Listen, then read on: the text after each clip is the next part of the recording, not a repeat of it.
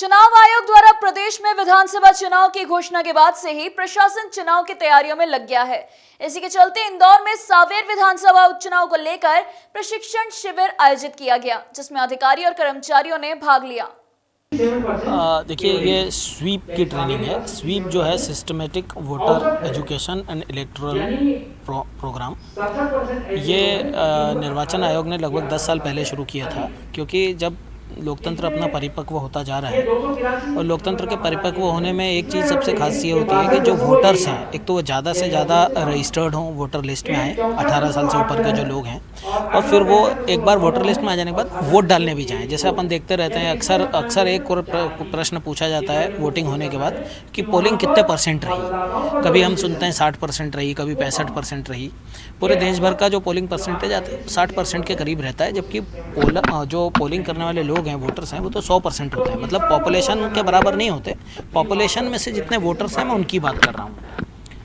तो अब अगर वो कम है पोलिंग का परसेंटेज, तो इसका मतलब ये है कि कुछ लोग ऐसे हैं जो कि वोट डालने ही नहीं आए। तो उन लोगों को घर से बाहर निकालें, उनको रिक्वेस्ट करें कि आप किसी को भी वोट दें, पर वोट देने अवश्य आएँ, कोई वोटर छूटे ना। ये चुनाव आयोग की टैगलाइन है। इसलिए आज कलेक्टर महोदय ने स्पेशली इस बारे में, पहले भी काम होता रहता है, हम लोगों को जागरूक करते रहते हैं, लेकिन ये इलेक्शन के समय स्पेशली BLOs को लगाकर और जो BLA हैं, जो एजेंट्स हैं पॉलिटिकल पार्टीज़ के, उन लोग को भी बताया जाता है कि आप लोग भी घर से निकले। जो स्टैंडिंग कमेटी की बैठक होती है, उसमें भी कलेक्टर साहब बताते हैं इन लोगों को, पॉलिटिकल पार्टीज़ के जो एजेंट्स रहते हैं, कि अपने block level, booth level agents जो हैं, उनको बताएं कि लोगों को ये कहें कि आप वोट डालें, घर से बाहर निकलें और वोट करें, घर में ना बैठे रहें। 18 से 19 साल के जो बच्चे हैं या 20 से 29 साल के जो बच्चे हैं, उन लोगों को बताया जाता है कि आप लोग वोट डालने निकलें, और अगर आपका वोट रजिस्टर्ड नहीं हुआ है, नाम नहीं है वोटर लिस्ट में, तो अपना नाम रजिस्ट्रेशन कराएं। कोरोना के नज़रिए से क्या खास है इस ट्रेनिंग में? क्योंकि कोरोना में एक बार ये कहा जाता है कि घर से ज़रूरी ना हो तो ना निकलें।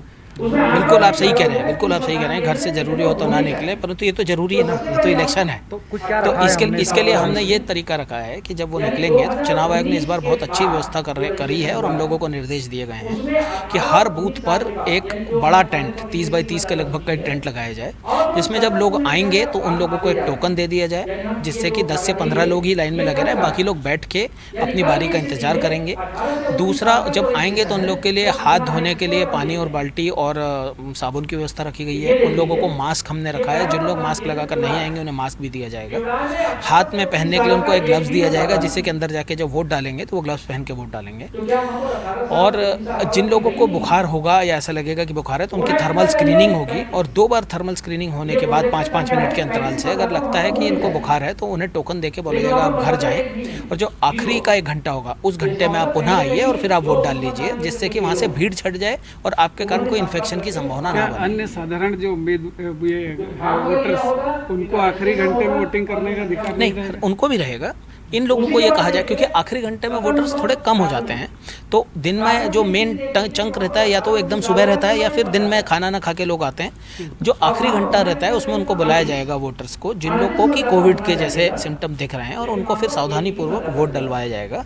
जो सामान्य वोटर हैं, उनके लिए कोई रोक नहीं है उसमें। अच्छा, जो जिन सेंटर्स पे 1000 से ऊपर वोटर्स हैं, उनके लिए क्या विशेष है? ये व्यवस्था चुनाव आयोग ने पहले ही कर ली थी, इसीलिए हमारे जो पहले 284 बूथ थे, उसमें 96 बूथ और बढ़े हैं। टोटल बूथ हमारे ऑक्सिलरी बूथ बनाए गए हैं 96, हमारे 380 बूथ हो गए। और इसमें निर्देश ये है कि अगर किसी बूथ में मान लीजिए 1200 लोग थे, तो 1000 से ज़्यादा हुए, तो सम संख्यक आधार पर उस बूथ को 2 भागों में बांट दिया जाए।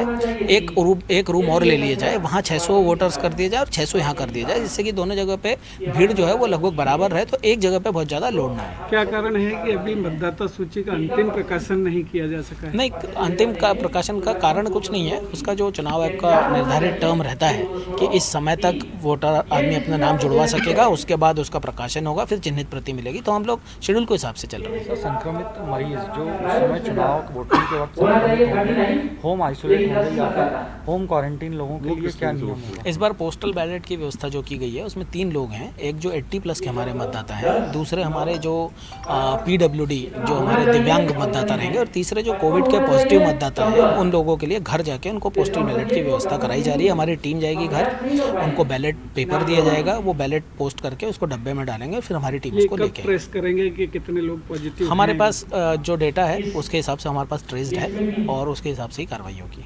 सर जो आज अनुपस्थित नहीं है उसमें कुछ कार्रवाई करेंगे? देखिए ये आज पहली ट्रेनिंग है, उनको नोटिस ज़रूर इशू किए जाएंगे कि वो क्यों नहीं आए हैं, और अगर कोई गैरवाजिब कारण नहीं होगा, मतलब वाजिब कारण नहीं होगा, गैरवाजिब रूप से अनुपस्थित रहे होंगे तो उनके खिलाफ निश्चित रूप से कार्रवाई प्रस्तावित की जाएगी।